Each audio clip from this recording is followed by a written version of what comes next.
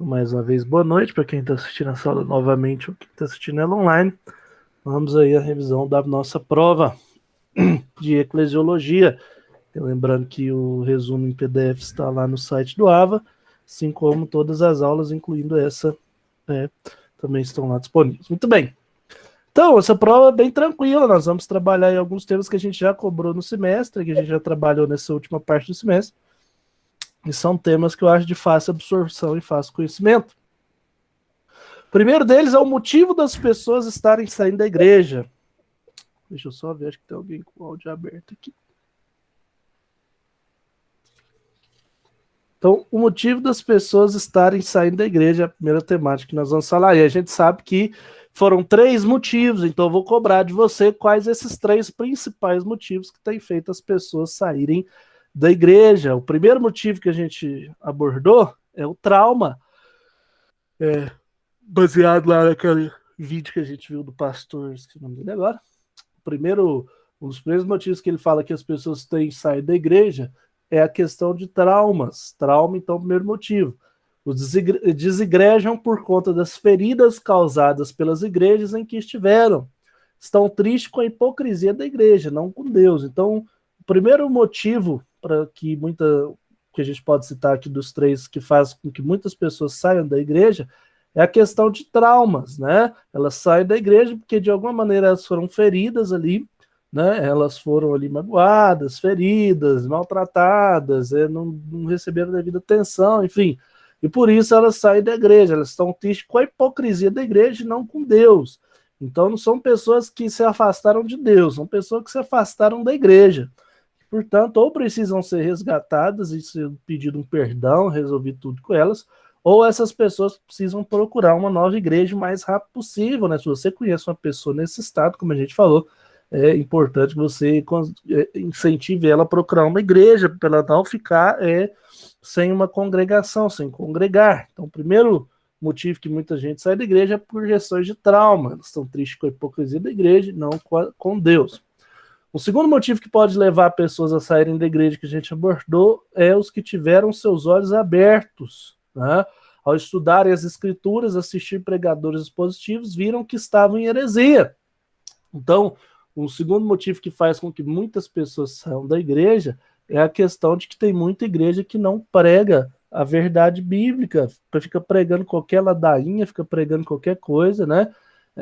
Pedindo aí muitas vezes dízimos exorbitantes, contribuições exorbitantes, não tem palavra, não tem fundamento, não tem solidez bíblica, né? E aí as pessoas abrem os olhos, veem que aquilo tudo está errado e saem daquela igreja. Ou seja, o segundo motivo é que essas pessoas tiveram seus olhos abertos, não necessariamente elas foram magoadas, nada disso, elas simplesmente tiveram seus olhos abertos e viu que estavam no meio de uma igreja que era muito mais heresia do que palavra bíblica e solidez do evangelho, assim como está na palavra de Deus. Então, aqui a Fernanda comentou, ela mesma já saiu de uma igreja porque teve seus olhos abertos, né? Teve ali, ela enxergou que aquilo ali não era, de fato, um evangelho verdadeiro ou mesmo saudável. Então, primeiro motivo, trauma. Segundo motivo, pessoas tiveram seus olhos abertos, né?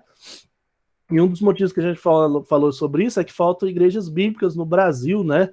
Ou seja, existe lugar para todos nós na obra de Deus. Às vezes a gente acha que não, mas tem muito lugar do Brasil que não tem nenhuma igreja que a gente pode considerar uma igreja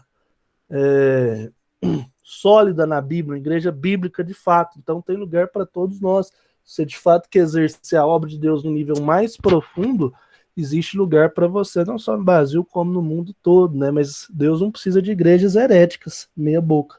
Deus precisa de igrejas bíblicas. Muito bem, nós falamos sobre isso. E o terceiro motivo é o movimento organizado. Esse é mais perigoso, né? Um grupo que combate a igreja como instituição. Eles repudiam a igreja. Os famosos igrejados mesmo, aquele grupo de internet e tudo mais. Mesmo que algumas igrejas se tornando verdadeiros negócios, nós não podemos jogar o bebê fora com o carro. O que é isso, professor? É lógico que existem, né? Igrejas que de fato se tornaram negócios, igrejas que não são segundo a palavra de Deus, igrejas que são corruptas, isso é verdade. A gente não pode colocar todas as igrejas no mesmo barco, mas acontece que muitas pessoas têm feito isso, Isso é o lema do movimento dos desigrejados, né? Eles acham que não precisa de igreja para congregar, até porque as igrejas elas querem o dízimo das pessoas, elas querem se tornar um negócio e não de fato uma busca por Deus verdadeiramente. Então, esse é o movimento organizado, né? Que acaba aí, os desigrejados mesmo, aqueles que saem da igreja não porque trauma alguma coisa, mas principalmente porque eles discordam da instituição, eles vão contra a instituição, a gente chama de movimento organizado, os desigrejados. Nós precisamos tomar cuidado, então, com os falsos profetas, que muitas vezes levam pessoas da nossa igreja para esse meio dos desigrejados, né? A nossa igreja teve vez que uma pessoa levou umas 10 junto com ela, né?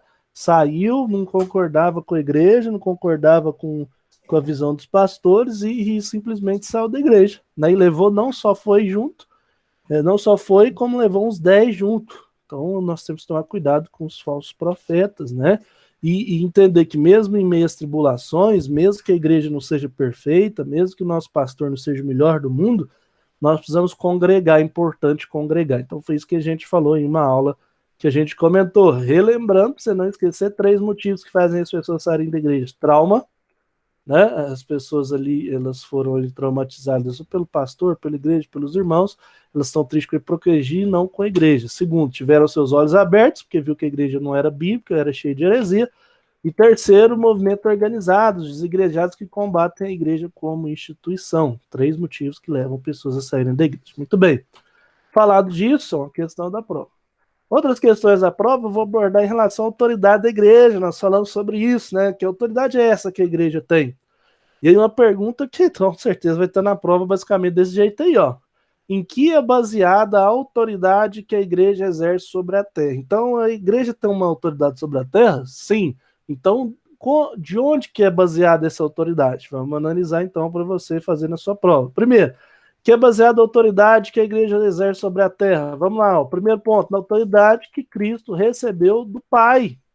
Né? Jesus é a autoridade suprema do mundo por meio da igreja. Então, Deus deu autoridade para Cristo, né? Cristo recebeu autoridade e Cristo nos imputou essa autoridade, ele dirigiu essa autoridade a nós, ele nos concedeu essa autoridade que foi dada a ele sobre a terra. Então, a igreja ela é um representante de Cristo na terra. E se ela é um representante de Cristo, portanto, ela tem autoridade sobre a terra, né? Nós falamos mais, ó. A igreja tem o poder de Cristo, pois como corpo de Cristo é a continuidade de sua existência. A igreja promove transformações sociais onde ela está localizada, ou pelo menos devia fazer, assim como Cristo ele levava pão, né? Transformava ali 5 pães em 2 peixes, alimentava multidões, né? Assim como Cristo orava e curava as pessoas, pregava o evangelho, tinha essa autoridade aqui na terra, essa autoridade nos foi imputada enquanto corpo de Cristo, representantes dele aqui na terra, e portanto nós temos essa autoridade de agir na terra, essa autoridade de Deus sobre a terra. E quais que são os poderes da igreja sobre a terra? Já que a gente tem autoridade, que os poderes são esses, né? Vou cobrar isso lá na prova também. Então, lá, a igreja tem autoridade sobre a criação, os espíritos, o perdão, bem como para ligar e desligar as coisas e pessoas em relação ao reino de Deus. Então, a autoridade que é dada à igreja é muito grande, né? Porque ela é a mesma autoridade dada a Cristo. Então, nós temos autoridade para várias dessas coisas. Vamos ver essas coisas de forma resumida aqui, ó. Um pontinho para cada. Autoridade sobre a criação, olha lá, ó. Em versículos ainda, se você quiser ver depois lá, pausar depois, quando estiver assistindo de novo, quiser olhar esses versículos, você pode fazer esse exercício. Nós não vamos fazer isso aqui. Mas olha lá, a autoridade da igreja sobre a criação supera as leis da natureza. Então a gente tem vários exemplos disso, né?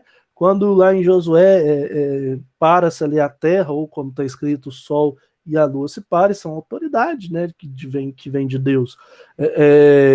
Quando o machado lá flutua, a gente lembra de falar sobre isso, e várias outras passagens da Bíblia, a gente enxerga que a criação, a autoridade que a gente tem sobre a criação supera até mesmo as leis da natureza. Então, se necessário for que uma lei da natureza seja modificada, mesmo por um instante, para que algo relacionado a Deus possa acontecer, isso vai acontecer, milagres vão acontecer, e acontece o tempo todo, né?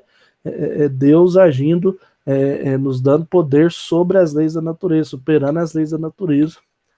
Autoridade sobre os espíritos também, ó. Maior é o poder que está em nós do que o que está no mundo. Então, a igreja tem autoridade sobre os espíritos malignos. É por isso que quando você ora para alguém que está com espírito maligno, essa pessoa ela tem que obedecer, porque Deus nos deu autoridade sobre esses espíritos malignos. Eles têm que bater em retirada através aí da nossa ordem, do som da nossa voz. Então, Deus também nos deu autoridade sobre os espíritos, tanto espíritos ruins, para que nós possamos colocar eles para bater em retirada, quanto sobre espíritos bons, para que eles possam vir interceder e abençoar em certa ocasião. Então, também mais uma autoridade da igreja aí sobre os espíritos. Vimos também que a igreja tem autoridade sobre o perdão. Se o enfermo tiver pecado, será perdoado, né? Então, quando confessares uns aos outros, é o que está escrito lá em Tiago, quando confessares uns aos outros, sereis perdoados. Então, essa é a grande questão, né? Se a gente procura um arrependimento verdadeiro de alguma questão, né? Principalmente se for um pecado cometido contra a igreja ou contra o que a igreja ensina, é necessário a confissão para que aquele pecado possa de fato ser perdoado. E se existe a confissão e aquele pecado é perdoado através da oração de uma pessoa da igreja, seu pastor, seu líder, significa então que Deus também nos deu autoridade sobre o perdão, né? Quando alguém confessa para nós, se arrepende, nós oramos para aquela pessoa, ela é perdoada, ou seja, a autoridade da igreja sobre o perdão. Próximo, autoridade para ligar e desligar. O indivíduo não pode excomungar alguém, falar, não, você não é da igreja não, tchau, tchau, obrigado, você está sendo desligado da igreja. Não pode fazer isso. Mas a igreja, enquanto um corpo, ela tem a autoridade, né, debaixo da autoridade de Cristo, ou dentro da vontade de Deus, para fazer esta coisa, para excomungar alguém. É aquilo que a gente viu, basicamente, a gente vai ver daqui a pouco, que está lá em 1 Coríntios 5, né, quando Paulo fala a igreja reunir também em nome dele, excomungar aquele irmão que estava em pecado. Então, a autoridade de desligar e ligar as coisas aqui na terra e serem ligadas no céu, ou desligar aqui na terra e serem desligadas lá no céu. A igreja ela tem, portanto, também o direito e a responsabilidade espiritual sobre todos os povos. Olha que interessante isso, né? A igreja tem o direito e responsabilidade espiritual sobre todos os povos, não é sobre alguns povos, sobre todos os povos. Presta atenção nessa fala minha, hein? O direito sobre os povos deve-se à autoridade que Cristo deu à igreja, e a responsabilidade por esses povos deve-se à ordem que Cristo deu à igreja. Qual a ordem? Né? Ide por todo mundo e pregar o evangelho a toda criatura. Então, Deus nos deu acesso a todas as nações do mundo, né, e autoridade sobre elas. Qual que é a ordem? A ordem de Cristo nos dá acesso a todas as nações e a todos os povos. Não podemos renunciar à possibilidade de falar de Cristo só porque fomos impedidos, né? Então a gente vê em vários momentos onde os apóstolos, mesmo impedidos de falar de Cristo, eles não deixavam de falar em seu nome. Na China a gente tem irmãos que falam de Cristo, né? A gente deu esse exemplo. Ou seja, se Deus deu a missão, não podem ser barreiras humanas que vão nos impedir de cumprir essa missão. Nós temos esse acesso a todas as nações, então.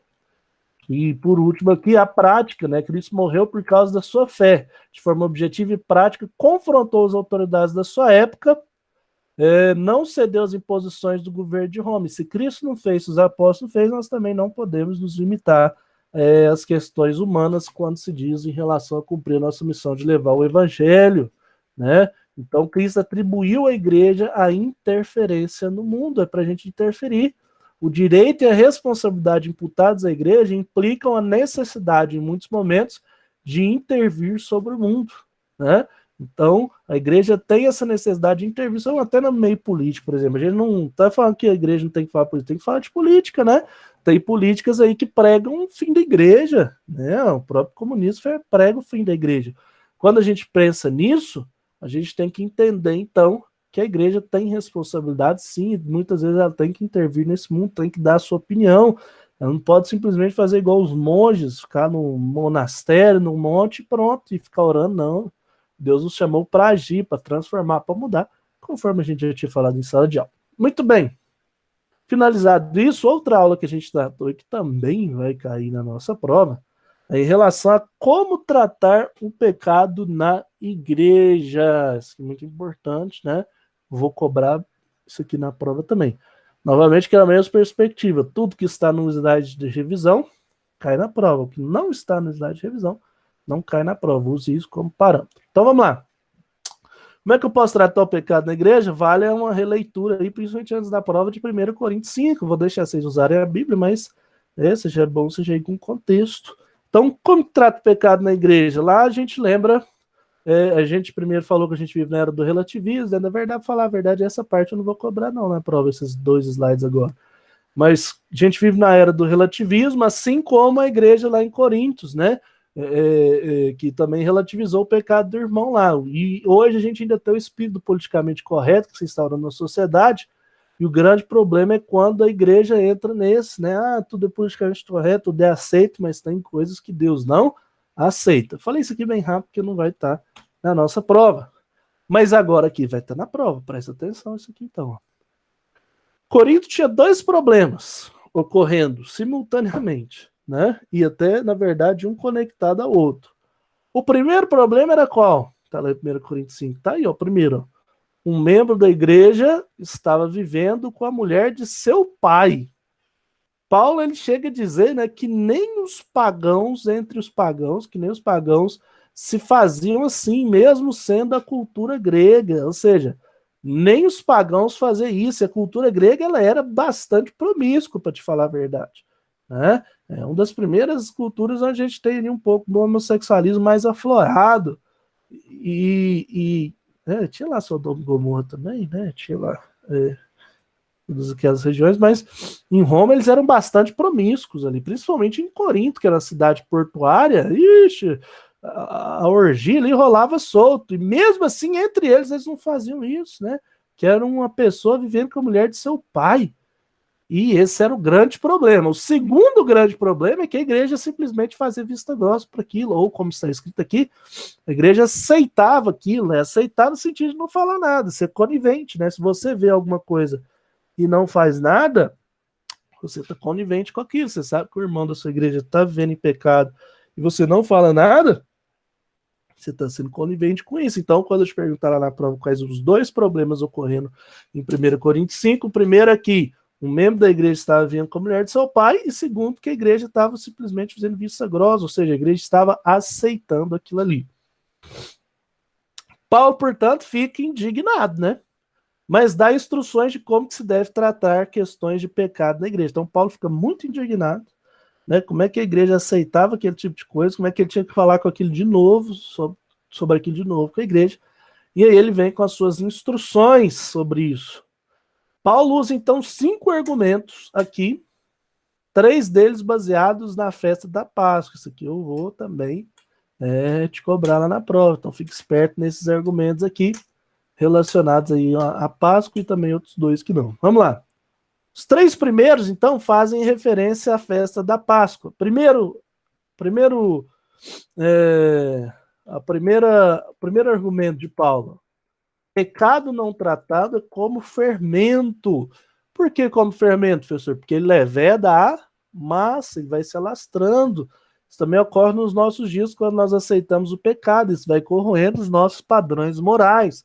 Então, pão tratado como fermento, ele vai lembrar ali, né, da questão da Páscoa, onde as pessoas tinham ali que comer o pão sem fermento por conta do pecado. Ele fala: a igreja não precisa mais passar por esse tipo de coisa, porque a igreja já passou dessa época, né? Então, o primeiro argumento é: o pecado não tratado, ele é como um fermento, ele leveda a massa. O segundo argumento de Paulo é que o cordeiro já havia tirado o pecado do fermento, portanto não havia necessidade de comer os pães asmos, ou seja, a igreja não tinha que ficar aceitando pecado, não, a igreja não tinha que conviver com pecado, não. Se Cristo já tirou essa necessidade de comer os pães asmos, o cordeiro já tirou o pecado do mundo, a igreja não tem que conviver com esse pecado, a igreja tem que abolir esse pecado. Então o segundo argumento dele é esse: o cordeiro já havia tirado o pecado, o fermento, portanto não havia necessidade de comer os pães asmos, ou seja, não havia necessidade de engolir esse tipo de atitude dentro da igreja. O terceiro argumento usado é que a vida cristã é uma festa, mas sem o fermento velho, é uma festa santa.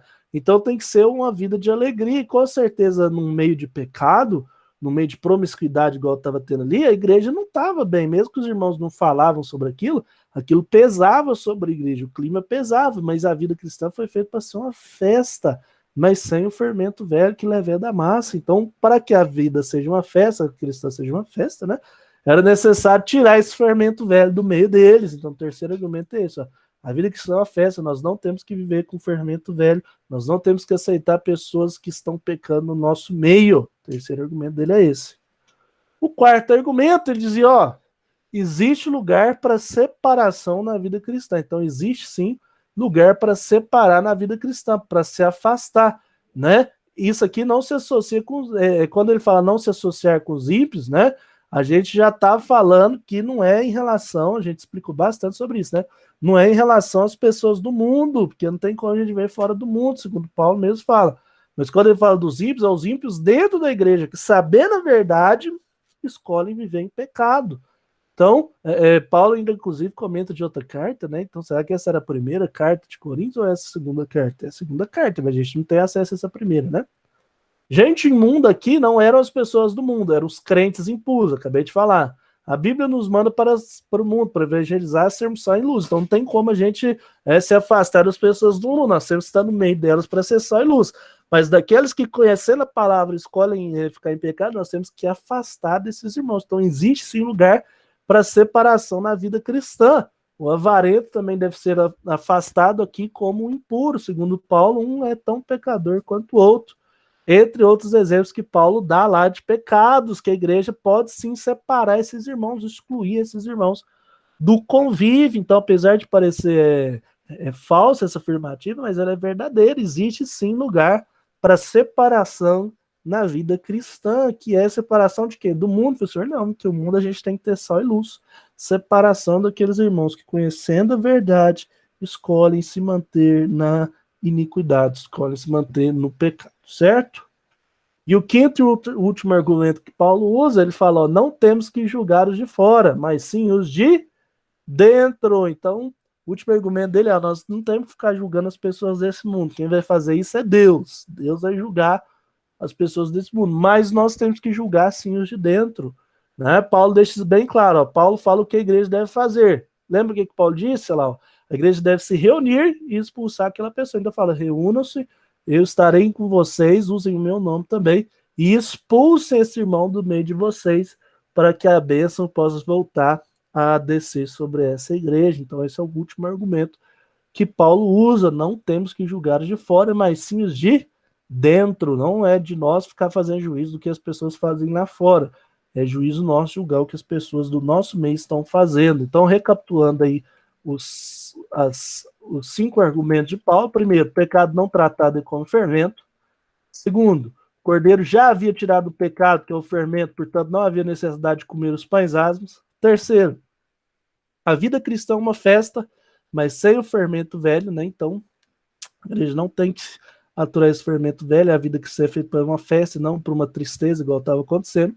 Quarto, existe sim lugar para separação na vida cristã, que é se separar daqueles que, mesmo conhecendo a verdade, escolhem não segui-la. E quinto, não temos que julgar os de fora, mas sim os de dentro. Quem vai julgar as pessoas do mundo é Deus. Agora, os nossos irmãos, nós temos que julgar sim, ou para que a pessoa possa arrepender, ou para que essa pessoa possa se afastar do nosso meio, para que ela não se torne um câncer ali, levede a massa de todas as pessoas ali, né, da igreja como um todo.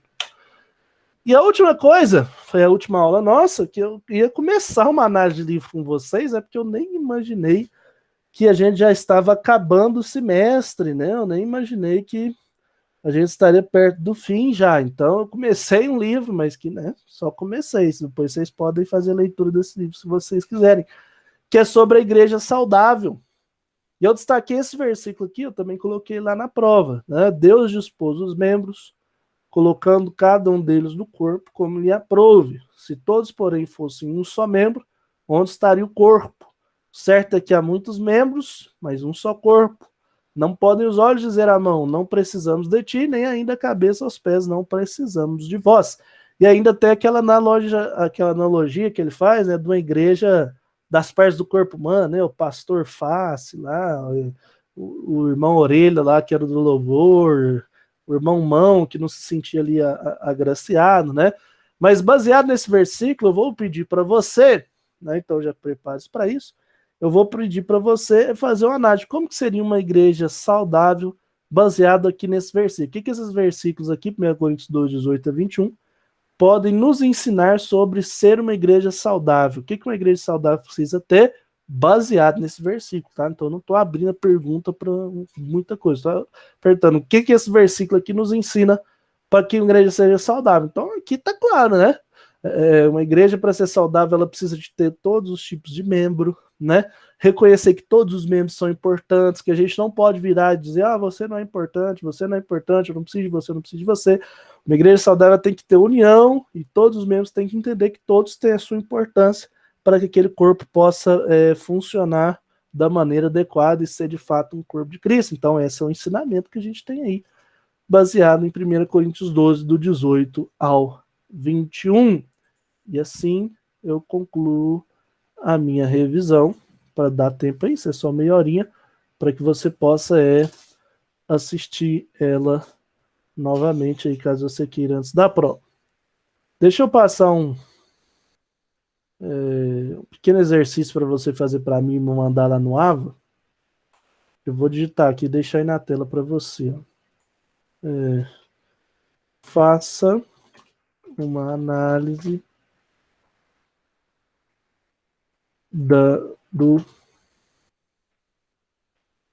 dos versículos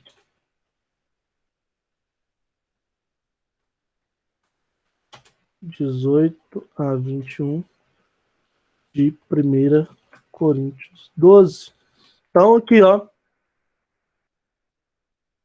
faz para mim uma análise dos versículos aí de 1 Coríntios 12, versículos 18 a 21. Você vai fazer uma análise aí no Word, rapidinho, vai ler uma análise de o que isso nos ensina, né? Como que isso nos ensina a ser uma igreja saudável. Deixa eu colocar aqui, né?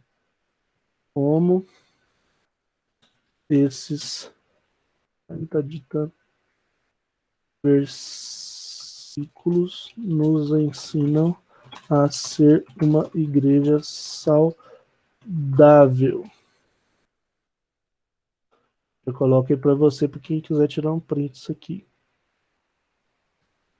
Então, em talento aqui. Então tá aí na tela para vocês. Como que esses versículos nos ensinam a ser uma igreja saudável? Faz uma análise aí no Word, manda lá para mim, junto com qualquer outra coisa que você quiser me mandar lá no Ava, certo? Ficamos fechados assim, então? Alguém tem alguma dúvida? Pode usar esse momento para tirá-la. Eu já vou pausar aqui a gravação para não ficar grande.